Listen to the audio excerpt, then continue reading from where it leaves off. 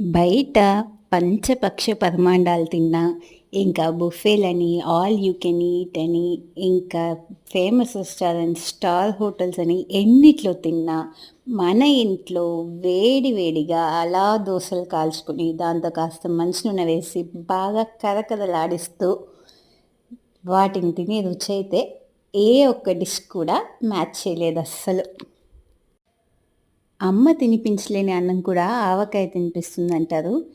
ఏదేమైనా అమ్మ చేతి వంట రుచికి తర్వాతే మిగతా ఎటువంటి డిష్ అయినా అనేది ఈ దోసలు తింటే తెలిసిపోతుంది.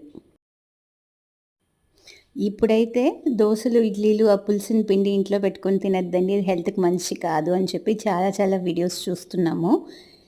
బయట హోటల్స్‌లో ఆ ఇడ్లీ పిండి ఏ నీటితో రుబ్బుతారో తెలీదు. ఇంకా అది ఎంత హైజీన్‌గా చేస్తారో తెలీదు. అది ఎన్ని సంవత్సరాలు, ఎన్ని నెలలు పులిసిపెట్టి వాడతారనేది తెలీదు.